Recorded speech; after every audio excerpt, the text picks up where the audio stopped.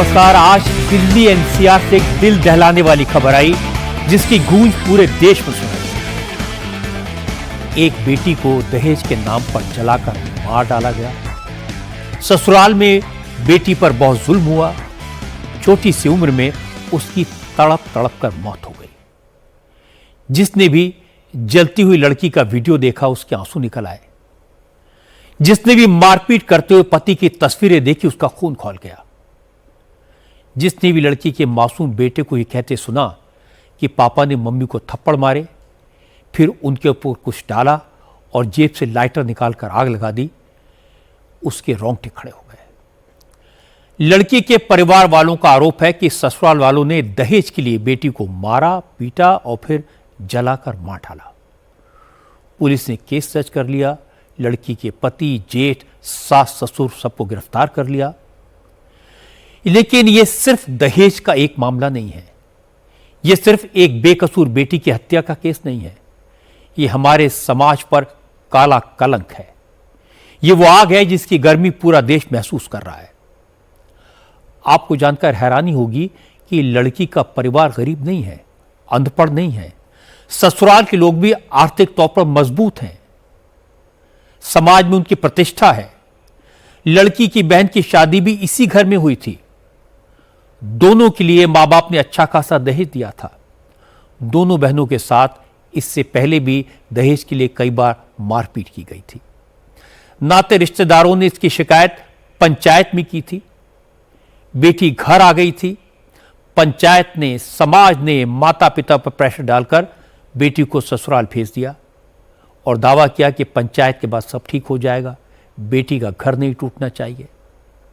लेकिन आज बेटी की जिंदगी की डोर ही टूट गई। इस दर्द भरी दास्तान में हम सब के लिए एक बहुत बड़ा सबक है, इसे ध्यान से सुनना चाहिए।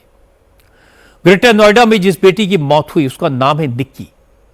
निक्की और उसकी बड़ी बहन कंचन की शादी 2016 में ग्रेटर नोएडा में दो सगे भाइयों विपिन भाटी और रोहित भाटी से हुई।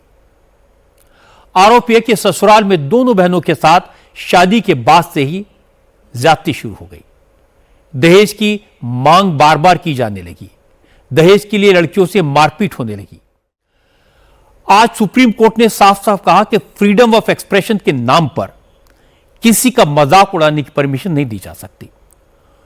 Comedy show India's got talent में दिव्यांगों और गंभीर बीमारी से जूझ रहे लोगों का मजाक बनाने वाले इन्फ्लुएंसर्स समय रैना, विपुल गोयल, बलराज खई, सोनाली ठक्कर और निशांत तंवर को सुप्रीम कोर्ट ने फटकार लगाई। कहा, आप लोग कॉमेडी का कमर्शियल इस्तेमाल करते हैं, इससे पैसा कमाते हैं, तो फिर फ्रीडम ऑफ एक्सप्रेशन की आड़ नहीं ले सकते। अब चलते हैं राजनीति के मैदान में। अब आज अमित शाह ने कहा कि लोकतंत्र में किसी को भी जेल से सरकार चलाने की परमिशन नहीं दी जा सकती। कुछ लोगों ने ऐसा करने की कोशिश की, इसीलिए नरेंद्र मोदी की सरकार को संविधान संशोधन बिल लाने की जरूरत पड़ी। असल में संविधान में संशोधन करके सरकार ऐसा कानून बनाना चाहती है जिसमें यह प्रोविजन होगा कि प्राइम मिनिस्टर हो, चीफ मिनिस्टर हो या फिर कोई मिनिस्टर, अगर कोई 30 दिन जेल में रहा तो उसकी कुर्सी खुद ब खुद चली जाएगी। अरविंद केजरीवाल ने अमित शाह को टारगेट करते हुए कहा, बहुत से नेता अपराधियों को अपनी पार्टी में शामिल करके मंत्री और मुख्यमंत्री बना रहे हैं, उनके केस रफा दफा कर रहे हैं। इस बिल में ऐसे नेताओं के लिए क्या प्रावधान है? केजरीवाल ने कहा, उनको तो झूठे केस में जेल डाला गया, लेकिन जेल से भी उन्होंने बीजेपी से भी अच्छी सरकार चलाई। ओवैसी ने भी अमित शाह के दावों पर सवाल उठाए। ओवैसी ने कहा कि जांच एजेंसियां केंद्र सरकार के कंट्रोल में हैं, गवर्नर भी केंद्र सरकार अपॉइंट करती है। ऐसे में केंद्र सरकार जब चाहेगी किसी भी मुख्यमंत्री को गिरफ्तार करा लेगी, 2-4 मंत्रियों को गिरफ्तार कराकर विरोधी दलों की सरकार गिरा देगी। ममता बनर्जी इस बिल का जबरदस्त विरोध कर रही हैं और यह समझ में भी आता है, ममता के कई मंत्री करप्शन के केसेस में फंसे हुए हैं और जेल जाने के बाद भी ममता ने उन्हें लंबे वक्त तक मंत्री बनाए रखा। आज ही टीचर्स भर्ती घोटाले के केस में ईडी ने मुर्शिदाबाद में तृणमूल कांग्रेस के विधायक जीवन कृष्ण साहा के घर रेड की। मजे की बात है कि गेट पर ईडी की टीम को देखकर एमएलए साहब ने फर्स्ट फ्लोर से छलांग लगा दी, घर के पीछे जंगल में भागने की कोशिश की, लेकिन जब ईडी के अफसरों ने पीछा किया, विधायक को पकड़ लिया, तो जीवंत कृष्ण साहा ने अपने दोनों मोबाइल बरसाती नाले में फेंक दिए। लेकिन ईडी ने जीवंत कृष्ण साहा को भी पकड़ लिया और उनके मोबाइल फोन भी नाले से बरामद कर लिए। अब बात करते हैं बिहार की। बिहार में आरजेडी के नेता अब्दुल बारी सिद्दीकी के बयान पर विवाद हो गया है। अब्दुल बारी सिद्दीकी का कहना है कि हिंदुओं को देश के संविधान, सेक्युलरिज्म, समाजवाद और देश का इतिहास समझाने की जरूरत है, तभी मुसलमानों को लेकर उनकी नफरत कम होगी। हमारे हिंदू भाइयों को ज्यादा सेकुलरिज्म क्या है, सोशलिज्म क्या है, कॉन्स्टिट्यूशन क्या है, हमारे पुरखों का इतिहास क्या है। अब मैं आपको अहमदाबाद की तस्वीरें दिखाता हूं। प्रधानमंत्री नरेंद्र मोदी 2 दिन के दौरे पर गुजरात पहुंचे हैं। अहमदाबाद में प्रधानमंत्री का जोरदार स्वागत हुआ। कई किलोमीटर तक सड़क के दोनों तरफ बड़ी तादाद में लोग मोदी की एक झलक पाने के लिए घंटों से इंतजार कर रहे थे। मोदी ने भी लोगों को निराश नहीं किया, गाड़ी से बाहर निकले, लोगों के अभिवादन को स्वीकार किया। रोड शो के बाद प्रधानमंत्री मोदी अहमदाबाद के खोडलधाम ग्राउंड पर पहुंचे, जहां उन्होंने 5,400 करोड़ रुपए की लागत वाली विकास योजनाओं की शुरुआत की। इस जनसभा में मोदी ने अमेरिका के टैरिफ का जिक्र इशारों इशारों में किया। मोदी ने कहा कि टैरिफ के जरिए उन पर प्रेशर बनाने की कोशिश की जा रही है कि वो भारत के किसानों और कारोबारियों के हितों के साथ समझौता कर लें, लेकिन वो ऐसा कभी नहीं करेंगे।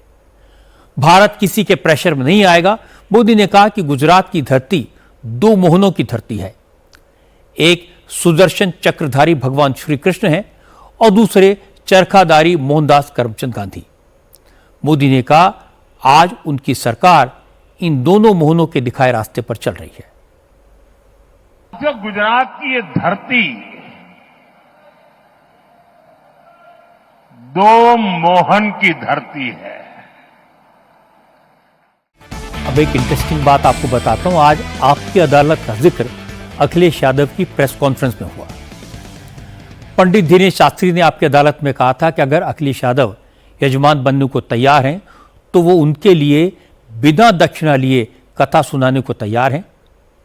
वो माइक भी अपना लगाएंगे, साउंड सिस्टम भी अपना लगाएंगे और पंडाल भी लगाएंगे। इसका इंतजाम भी अखिलेश को नहीं करना पड़ेगा। इस पर आज अखिलेश यादव ने कहा अगर आचार्य दिनेश शास्त्री लखनऊ आ जाएं, बिना दक्षिणा के कथा सुनाना चाहें तो उनके यजमान बनने को तैयार हैं।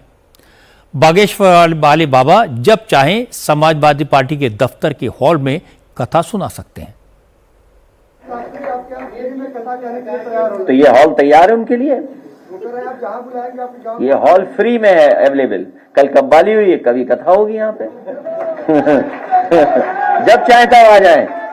देखिए इस हॉल में जब चाहे तब आ जाएं। अगर आपसे संपर्क किया हो, आप तारीख बता देना, उसी दिन सब कुछ तैयार मिलेगा यहाँ पर।